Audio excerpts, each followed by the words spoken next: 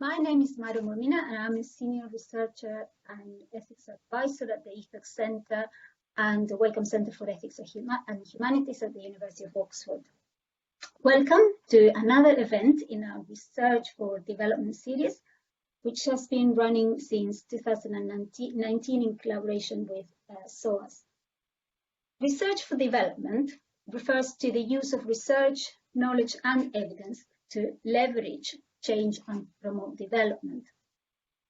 In this context, research is used not just to understand the development challenges of the so-called Global South, but above all, to change the conditions, the material conditions of peoples and communities living in poverty. This need for research to impact development in very practical ways changes the traditional understanding of research and the traditional role of researchers as observers to that of doers. And this requires new approaches to knowledge creation based on frames and frames of reference that are not always well understood, partly because they're not always well defined. So, for example, how should we define development impact? What constitutes research quality? How should researchers engage with those whose lives should be improved, and who decides which direction that change takes? So higher education institutions are beginning to engage with these issues. And it is in this context that the SOAS-Oxford series was born. It's an attempt to bring all these parallel conversations together in one shared learning space. Our series began last November, and since then we've been unpacking a number of issues, sharing common concerns and drawing best practice lessons. For example, how do we define impact? And we talk meaningfully about inter or transdisciplinarity co-production. How should we do capacity development without imposing northern blueprints based on our own conceptions of progress or development? So in the last couple of months, we've seen that some of these issues have been magnified by COVID-19. So, for example, how do we understand impact in the context of the pandemic? How has COVID changed research practice and development priorities? And what issues have become important and which ones are fading into the background? Has COVID-19 disrupted some of the North-South power dynamics that have for so long dominated the development discourses and international research? Are we seeing more equitable relationships between partners now that travel restrictions prevent fieldwork and require northern researchers to rely more on their southern counterparts to take forward projects? And what lessons can we in the North, in our hour of need, learn from the South on epidemic preparedness and response? So in one of our previous webinars, I talked to a panel of Global South experts and asked them, what lessons can countries in the Global South share? Many of these countries have shown remarkable levels of preparedness and extraordinary management of the pandemic, which is more than we can say from some countries in the Global North. When the tables turn and knowledge no longer flows from the West to the West, what lessons do we need to learn? So is this sharing happening or not? And what are the knowledge gaps that are still present and that require global cooperation? So one of the experts I invited to speak to some of these questions is Professor Judith Sutz, whom I will introduce in a second. Unfortunately, due to technical problems, Judith did not join us on the day, so I am very grateful she agreed to a follow-up conversation to share some of her insights on the role of the Global South during this pandemic. Judith, I'm delighted to be able to talk to you today. Thank you very much, Maru. Right. Well, Judith is full professor of science, technology, innovation and development, and she's also academic coordinator of the University Research Council at the University of the Republic in Uruguay. She's one of the leading voices in science and technology studies in Latin America, and has established teaching of science and technology studies in Uruguay, in her country of origin. She's authored more than 100 publications on various topics, including science and technology policy, innovation systems in Latin America, social inclusion, and inclusive innovation. Her work relates to specific conditions for innovation and knowledge production under social uses in developing countries. And she's also interested in the role of universities in knowledge creation, with a focus of building bridges between academic research and social concerns, social justice. So, just to kick us off, I think many have attributed the success of some countries, notably African countries, at managing the pandemic to the collective memory of a region that has had its fair share of outbreaks.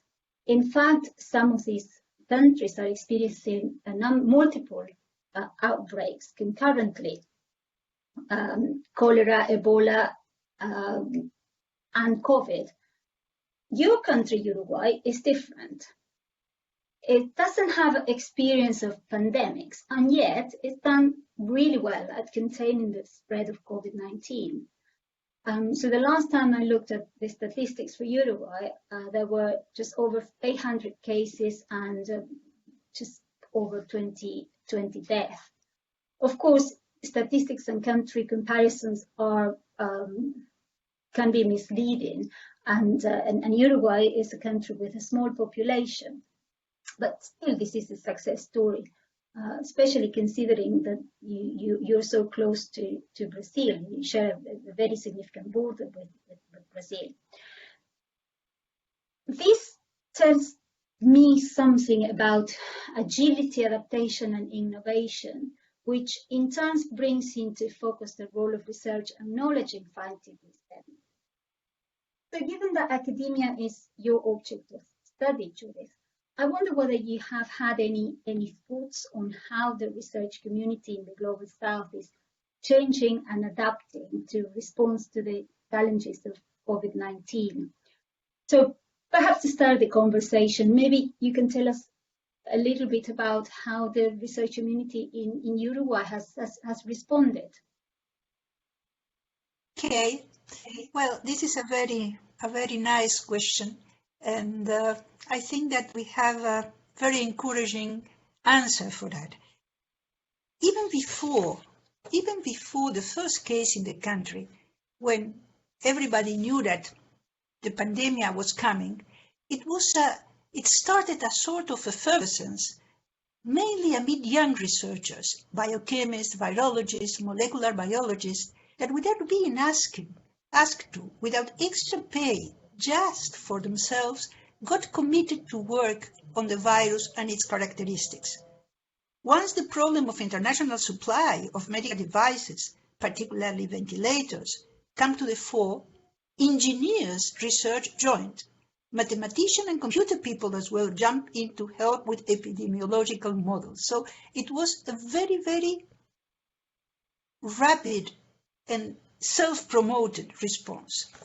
And what is very interesting is that all of a sudden, the indifference were not scorn of the press and the political arena regarding university researchers turned into high interest.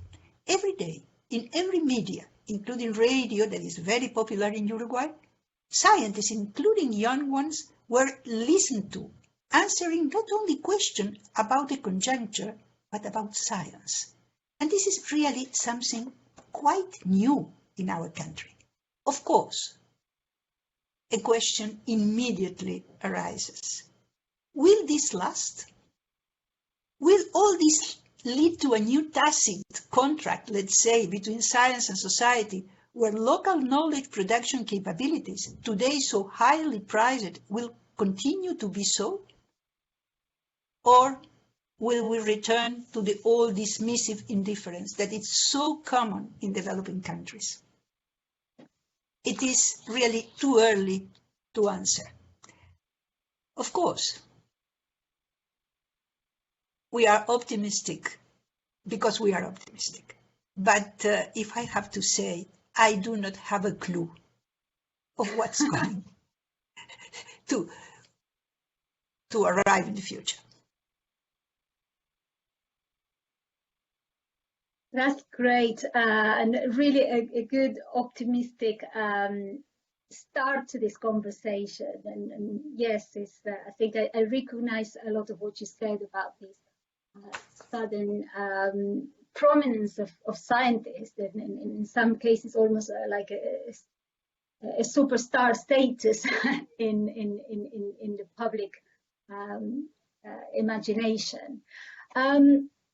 We talk a lot about capacity, research capacity strengthening in the global south, and this is something that, despite all the rhetoric, is construed in very unidirectional terms as technical assistance from the north to the south. Yet what we see is that around the world, the scientific community is mobilizing everywhere and showing that capacity is and has always been there. I wonder what you think is the contribution of science and innovation systems in Latin America and the global south to the rest of the world. Okay, this is also a very important question. In general terms, I would say that we in the South are strong in something that has been, in a sense, invisibilized. That is the capacity to innovate in scarcity conditions. When you innovate in abundance conditions, you have an heuristic. All engineers know that searching for solutions imply heuristics. And the heuristics that is developed when you have everything you need at hand is totally different from the heuristic when you do not have this kind of richness around your work. And the point is that we are not talking about small things, cheap things. No, we are talking about performance. And we are not talking about, let's say, with all the common knowledge, we are talking also about very frontier science. So this is the general point. Going to an example from Uruguay, let me tell you a small story. A young biochemist developed, well before the pandemic, a method to sterilize his lab in the Faculty of Science. It was cheap and based on ultraviolet radiations. With her colleague at the lab, they published the methodology in 2018. The issue of a quick and cheap methodology to sterilize hospital wards became strategically important after the pandemic. To pass from a single method to one able to be used massively, this researcher joined forces with an engineer, a physicist in the Faculty of Engineers with experience of tinkering around with cheap light beams for medical purpose. And this is also an absolutely extraordinary story. But given that it happened before the pandemic, I am not going to tell it. They developed a device that was transferred to industry for production in small batches with a cost around 10 times less of what we can find in the market.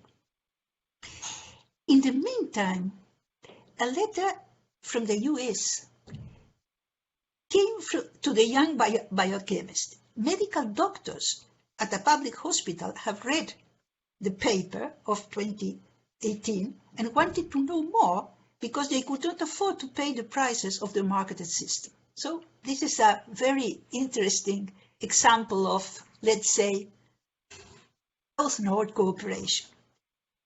This example put forward the importance of the capacity to innovate in scarcity conditions. We can also call it frugal innovation.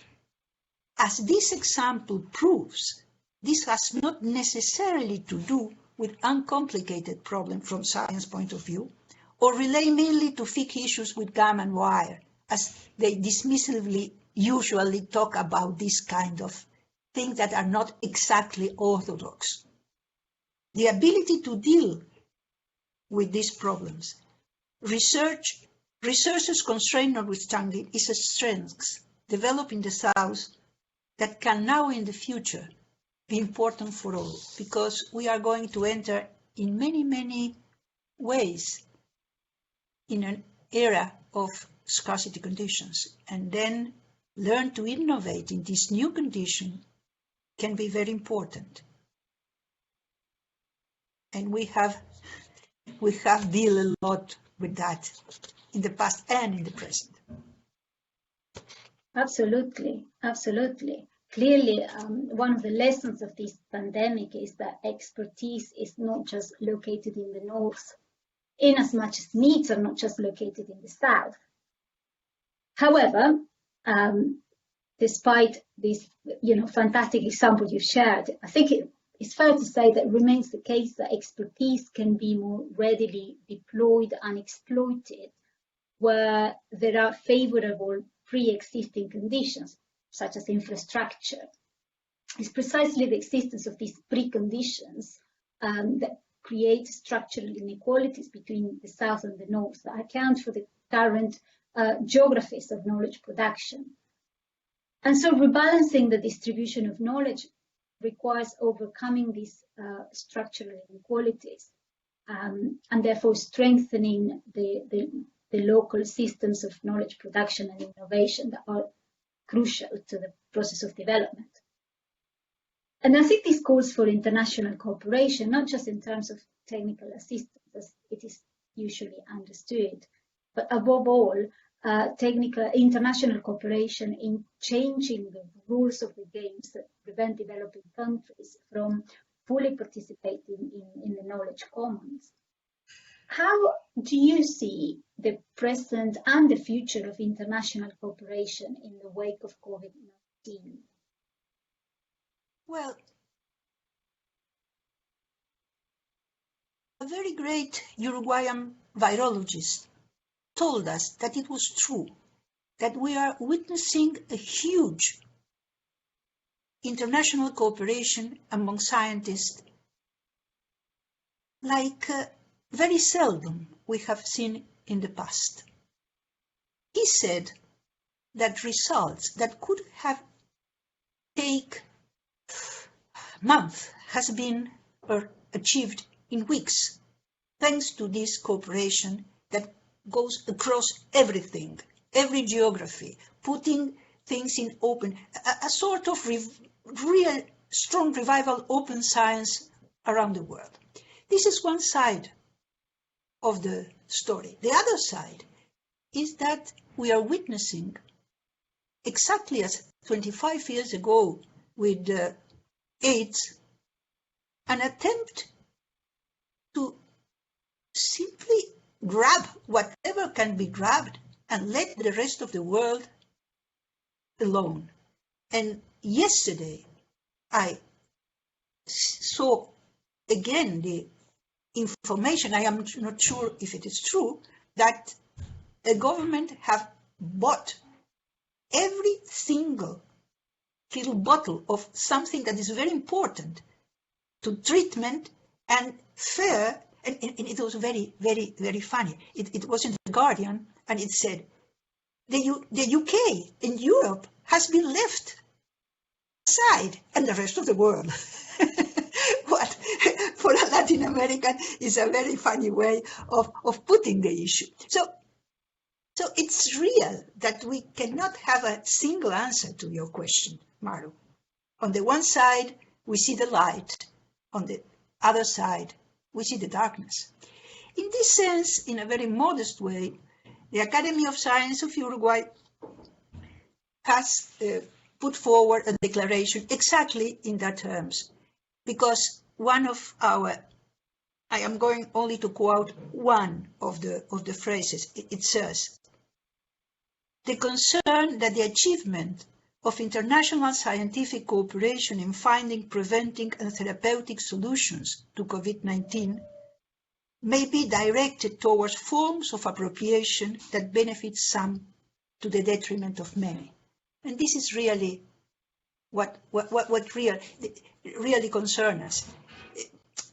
Of course, the worst part is just grabbing and letting the rest of the world alone. But the contradiction between the cooperative attitude of the science community versus the egoism? Well, because scientists are working very hard, and the idea that what they are doing, the sacrifice in their personal lives, all their involvement can be to the service of the few when they are working for the many, is so upsetting, really so upsetting. Declaration, you know. One thing is declaration, the other thing is collective action and power for the collective action. Scientists alone are not going to be able. But if we remember what happened 25 years ago with AIDS, well, we can be optimistic that civil society will not allow such a crime, let's say. Yeah, I think you're hinting there at something that goes beyond just what we might describe as scientific issues, and you've talked a lot about cooperation and this huge resurgence of science, and you focus on the role of scientists and how they've the relevance as public figures and the relevance of science as a public good has been somehow legitimized by the pandemics, with all the caveats that you mentioned about, lack of international cooperation, or lack of cooperation and cooperation and lack of cooperation at the same time. But the focus so far in our conversation has been on the sciences and its legitimization by this pandemic. Can we say the same with regards to the social sciences and humanities? What's their role? Well, this is exactly what we were discussing yesterday among us, a group that is trying to devise a way for the university to help, let's say. And first of all, science includes social sciences and humanities. We were talking about a part of sciences. There is no such a thing that there is science and there is social sciences and humanities as less science. No, absolutely not. So this is a first thing.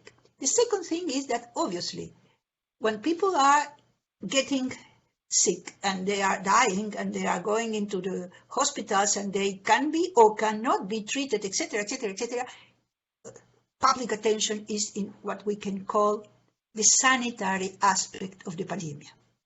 This is one thing.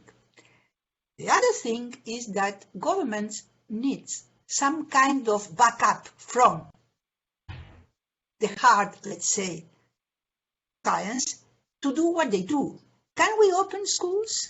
Can we open cinemas? People are pushing that they need to live and to make a living, things must be open. Can we do that? Can we not do that? What are the models? What are the predictions? So they need this kind of scientists to legitimize what they are doing. Of course, they don't need social scientists and humanities to advise what they should do when they don't want to do what these scientists said they need to do, because it implies a real challenge to the way things are organized socially. So this is a question. My opinion is that we need to very seriously say that this pandemic is not only a sanitary question. This pandemic hopefully will give place to a new anormality, because I don't think we are going to go to a new normality. But when the sanitary aspect, the more serious sanitary aspects are over, we are able to overcome them, what are going to happen with people? People that lost their jobs, people that have very severe psychological sequels, children that perhaps at least this is a very serious issue in underdevelopment, are going to abandon education because it's very difficult to get them into education. And after 4 months of physical distance, not going to school, this can be very, very disruptive in their life. And so we will need science to answer to the consequences of the pandemic. And this is something that medical doctors and biologists and virologists are not going to be able to answer. So we desperately need the other science to give answers. We have here a little problem. From the medical side of the pandemic, we are getting information every day. We are building our instruments to measure the situation. And measuring the impacts, the social impact and the health, not COVID-19 impacts of the pandemic that exists, it's more difficult to measure. At least in my country, we had a very severe economic crisis in 2002. And we are paying almost 20 years after the cost of this crisis. So some kind of idea of what means 3 points less of GDP, 30% of the population going under the poverty line, 40% of the population that is informal, losing all meaning of life, of living. What happened then with what people eat, what people are eating today, how this is going to affect the children. So we already know how terrible, if we don't take very, very fine-tuning measures, can be the other impact of the pandemic. So the little attention paid to what social sciences and humanities can say is a very, very great mistake that we should really try to correct. Absolutely, and I think you're kind of heading towards thinking of a post-COVID world and the role of the social science in that post-COVID world, and that recovery couldn't be more essential, as you rightly point out. So, which brings me perhaps to my last question, which is looking at the future. And what challenges and what opportunities do you see for the future for research, for science, understood as science, not just hard science, social science as well? What sort of challenges do you and opportunities as well do you envisage? Well, one thing that worries from a purely research point of view is how are going to be academically evaluated all these researchers that are not working for themselves. They are working to solve problems. They don't have time to refine their argument, to go and publish into a journal. And of course, there are some that yes, because they need to share rapidly, but many don't have time. From a result to a paper, there are months of hard work, and they don't have the time to do that, and they are not going to have the harvest of papers that is needed every evaluation sequence. So we are really worried about that, and we see it also as an opportunity. The academic research evaluation has been at arm's length of development issues. Clearly, in the South is clearly, you perhaps in the North are not so challenged. But perhaps, yes, in any case, for us, it's a terrible tension. It's a sort of schizophrenia that we are beaten because we don't publish in the high-ranking journals, and we are beaten because we are not working in relevant problems. So how could we? So I think that that could be a problem, can also be an opportunity to rethink how do we measure, how do we price, how do we reward efforts done from the research side to address challenging, huge, and urgent problems of society. This is one thing. The other thing is even perhaps more southern. And here, yes, we have a southern problem. It is the lack of demand for local capabilities. Each complex, difficult problem is usually tried to solve buying the solution turnkey from abroad. The confidence that our enterprises, the confidence our governments have of our science is very weak. Perhaps this demonstration that I could say in my country as a whole has been the first time that appeared. We had anecdotes, we have punctual situation in which this kind of relationship was established.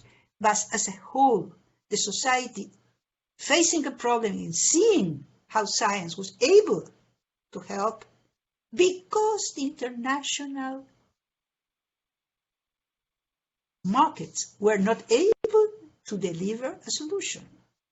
We rely on ourselves for tests, for example, or we were unable to do it. And when you started your point about Uruguay and how well Uruguay is doing, this is in part because we were able to massively test people because we built our own tests. And this is something that people are realizing. So for the future, if we can, building on this new relationship, coming back to the first question, I think that, and we need to work on that, I think that we have some chance of having in the future endogenous development adapted to our realities that are the realities of Africa, that are the realities of Asia, because we are like them. We don't have the money. We don't have the infrastructure. We don't have, but we have. So these things that having and not having that we have in common can be for the future a road to explore. Well, yes, I mean, you've touched into huge questions, evaluation, relevance of expertise, and South-South cooperation and learning. I mean, so huge questions. You've given us a lot of food for thoughts, and I can only say a huge thank you for your time today, and just re-emphasize your message, which I think is, you know, there is expertise, there is knowledge, there is capacity in the global South, and it hasn't been, up until now, hasn't been exploited or utilized in the way it should. And it's also one of the purposes of this series to change a little bit the discourse of the imaginary of the global South as a place of deficit, which is not. Yes, of course, you mentioned the huge challenges that countries in the South still face, but also the huge resources that there are and that are not appreciated. And I think we need to change the discourses and our understandings of North-South divides that certainly no longer apply and will apply even less after COVID-19. So it remains to me to say thank you to you for watching. And the only one that is thinking it's me, because you were fine-tuning your questions. It made me think about it, and it's such a pleasure to have this kind of meeting. Really, thank you very much. Thank you so much. Thank you so much, and thank you to our viewers, whoever they might be. And just to remind everyone that this is only one event, one recording in a whole series, and I hope you can join us in one of our future events where we'll be further unpacking some of these issues and other issues. And if you found this video, chances are that you've also found our page where you can find details of our further events. Thank you very much, and I hope to see you next time.